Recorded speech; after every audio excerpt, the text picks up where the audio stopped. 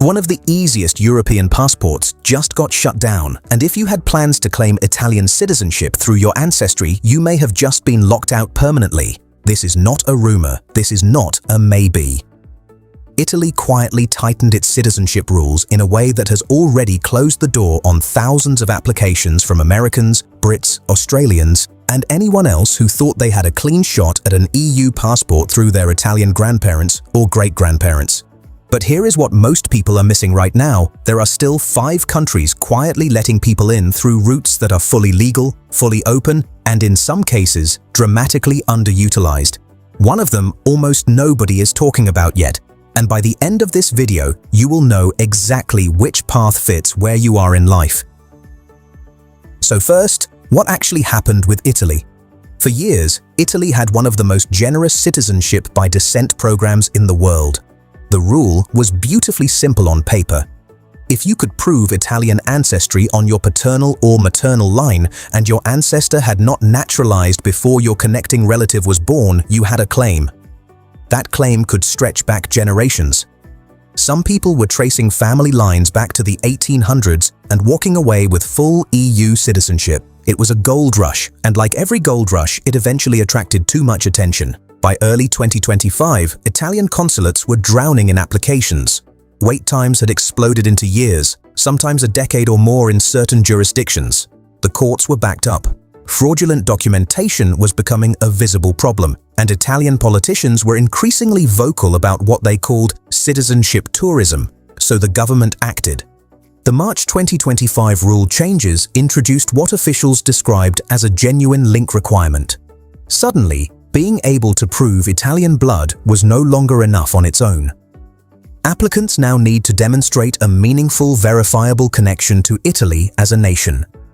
The rules also moved toward stricter generational limits, with strong signals that claims extending beyond a grandparent line would face significant additional scrutiny or outright rejection. Applications already in progress were affected. People who had spent thousands on genealogy research, legal fees, and document authentication found themselves in a gray zone with no clear timeline and no guarantee of outcome. But here is the bigger picture, and this is important. Italy is not an isolated case. This is a wider pattern. Countries that once offered relatively accessible pathways to citizenship or residency are tightening their criteria as demand surges. Greece recently ended certain aspects of its golden visa for prime urban areas. Portugal restructured its own golden visa program in 2023. The window does not stay open forever, which is exactly why the next 12 to 24 months matter more than most people realize. So where are the real opportunities right now? Let us go through 5 countries in order, starting with the most accessible and working up to the most premium route available. Country number 1 is Portugal. Portugal belongs at the top of this list because it remains one of the most balanced, legitimate, and genuinely livable pathways into the European Union that currently exists. And it works even if you have 0 European ancestry. The D7 visa is the entry point most people should be looking at first. It looks simple on the surface, but there is a catch most people only realize after they arrive. More on that in a second. It is designed for people with passive income, whether that is a pension, rental income, dividends, or consistent remote work earnings. The income threshold is modest by Western standards. We are talking roughly €820 per month as a baseline, though this increases if you are bringing dependents along. Here is where it gets interesting. Unlike golden visa programs that require massive property investments, the D7 gives you legal residency in exchange for actually being in Portugal. You need to spend at least 183 days per year in the country. That's the part many people underestimate, especially if they're trying to split time across multiple countries. That sounds like a commitment, but for a growing number of remote workers, freelancers, and early retirees, Portugal is already the lifestyle they want anyway. Lisbon and Porto get most of the attention, but smaller cities like Braga, Coimbra, and the entire Alentejo region offer cost of living that is genuinely shocking compared to London, New York, or Sydney. Think roughly 40 to 50% lower on housing, groceries, and daily life. The path to citizenship: 5 years of legal residency, consistent tax compliance, a basic Portuguese language test, and a clean background check. That is it. 5 years and you are holding an EU passport with full freedom of movement across 27 member states. This is where most people get it wrong. They treat Portugal as a backup plan. It should be a primary strategy. Country number 2 is Greece. Greece sits in a different category. Let us be precise about what it offers and what it does not, because there is a lot of confusion in this space. The Greek Golden Visa operates primarily on a property investment basis. The standard threshold in most of the country sits at around €250,000, though in high-demand areas like Athens, Thessaloniki, Mykonos, and Santorini, that threshold has now jumped significantly higher. So location matters enormously here. What Greece gives you relatively quickly is Schengen zone access and legal residency. You and your family can live, travel, and operate across the broader European region. That is not nothing. For families who want a base in Southern Europe with genuine lifestyle quality, warm weather, world-class food, and a cost of living that remains lower than most Western European capitals, Greece is genuinely compelling. But here is the catch. Greek residency through the Golden Visa does not fast-track you to citizenship. Greece requires 7 years of actual residency and demonstrated integration before a citizenship application becomes viable. So if a passport is the end goal and you want it within 5 years, Greece is the scenic route, not the fastest one. That said, for investors who want real estate appreciation potential in addition to residency benefits, Greece has delivered strong returns in coastal and urban markets over the past 3 years. This is where strategy and lifestyle start to overlap in interesting ways. Up to this point, everything has been predictable. This next country is where the smart money is quietly moving, and almost nobody is talking about it yet. Country number 3 is Hungary. Hungary does not come up in casual conversation about European citizenship routes. That is precisely why it deserves attention right now. In 2024, Hungary launched a guest investor program that created a formal pathway into the country through fund investments rather than direct property purchases. The entry point sits at around €250,000 invested into government-approved funds. Compared to the bureaucratic complexity and rising costs of programs elsewhere, Hungary's offering is notably straightforward in its structure. Here is what makes Hungary strategically interesting beyond the numbers. Hungary is a full European Union member state. Residency there gives you legal access to operate across the EU, and Hungarian residency has a clear pathway toward longer-term status. The country is also deeply underrated in terms of quality of life. Budapest consistently ranks among Europe's most livable and visually stunning capital cities. Cost of living is substantially lower than Western Europe, and the country has invested heavily in digital infrastructure, making it increasingly attractive for remote professionals. This is not about living in Hungary forever. This is about planting a legal flag in a country that most of your competition has completely overlooked, while everyone else is fighting over Portuguese D7 applications and scrambling after Greece's rising thresholds. The Hungary route is sitting quietly open, but there is a catch. Hungary's political environment is distinct from mainstream EU positions, and that affects how you might navigate longer-term integration. For most people, this is a residency play rather than a citizenship endgame, but as part of a broader strategy, it is one of the most underrated moves available right now. Which of these 3 would actually work for your situation? Keep that question in mind because the next 2 options shift the calculus entirely. Country number 4 is Latvia. Latvia does not have the brand recognition of Portugal or the sunshine appeal of Greece, which is exactly why the opportunity still exists and why it might not stay that way for long. Latvia's residency by investment program allows entry through a property purchase of around €250,000 in the capital city of Riga, or a lower threshold in other parts of the country. But what Latvia offers beyond the entry cost is something increasingly rare in this space: breathing room. Applications are not overwhelmed.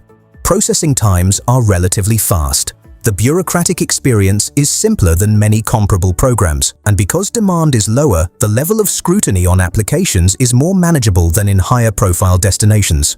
Riga itself is a genuinely undervalued European city. It has a walkable old town with UNESCO World Heritage status, a growing tech and startup scene, strong international connectivity, and a cost of living that sits comfortably below the European average. half the cost of living in London, a fraction of the lifestyle pressure, and full access to the Schengen zone. This is where it gets interesting for serious long-term planners. Latvia is a NATO member, an EU member, and adopted the euro in 2014. It is not a fringe option. It is a fully integrated Western-aligned nation that most people have simply never considered as a relocation or investment base. The citizenship timeline in Latvia requires legal residency maintained over a minimum of 5 years, with language and integration requirements. It is not the easiest language to learn, to be honest. But for those who are genuinely willing to engage with the country rather than just park money there, the pathway is real. Flight prices for exploratory visits can be checked using the link in the description. This is where the strategy completely changes. Up to this point, everything discussed has been a function of balancing cost, accessibility, and timeline. But country number 5 operates in a different tier entirely. This is the premium option. And for the right person, it is also the most predictable. Country number 5 is Malta. Malta is small, 27 kilometers long, 9 kilometers wide, population under 500,000. But Malta holds something that most countries cannot offer at any price. One of the most structured and legally airtight citizenship by investment programs currently active in the European Union. The Maltese Citizenship by Naturalization for Exceptional Services program requires a combination of a non-refundable government contribution, a property investment or rental commitment, and a charitable donation. The numbers are significant. The non-refundable contribution alone starts at around 600,000 euros for a 3-year residency period before citizenship, or 750,000 euros for a 1-year route. Add property and charitable requirements on top of that. This is not an accessible program for most people, but for high net worth individuals who want maximum certainty in minimum time, Malta delivers something the other 4 countries cannot. A Maltese passport is one of the most powerful travel documents in the world, granting visa-free or visa-on-arrival access to over 180 countries, including the United States, Canada, Japan, and the entire European Union. Here is what makes Malta genuinely different from every other option on this list. The program is structured, government-administered, and transparent. There is a known process. There are legal guarantees. When you reach the end of that pathway, citizenship is the result. No genealogy rabbit holes, no language tests that trip people up, no gray zones. Would you choose cost or speed? Because Malta forces that question into sharp focus. It is the most expensive option by a significant margin, but it is also the most predictable, the most certain, and for the right applicant, the fastest legitimate route to a full EU passport currently available. Now step back for a moment and look at the full picture.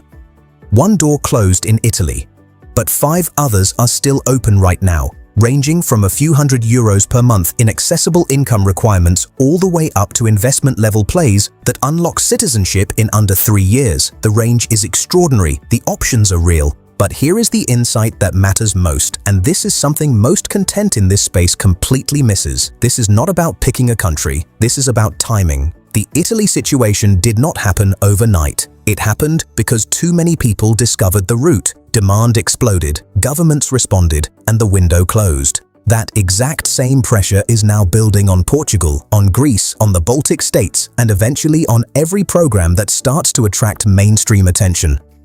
The people who move in the next 12 to 24 months are not just moving faster. They are moving before the next round of restrictions lands. They are locking in pathways that will become harder, more expensive, or simply unavailable by 2027 or 2028. Opportunities do not disappear. They move. And right now, they are sitting in places like Riga, Budapest, Valletta, and the rolling hills outside Lisbon waiting for the people who were paying attention while everyone else was still filing Italian ancestry paperwork. The window is open. It will not stay that way forever. If you want to explore any of these specific routes in more detail, the links in the description break down each program with current requirements, timeline expectations, and the key questions to ask before committing to any path. The country that is right depends entirely on where you are financially, how much time flexibility you have, and what the EU passport ultimately unlocks for your specific situation. What the next move should be is entirely your call. The window is open right now. But the people who wait for certainty are usually the ones who miss it, and by the time the next announcement hits, the easiest option will already be gone.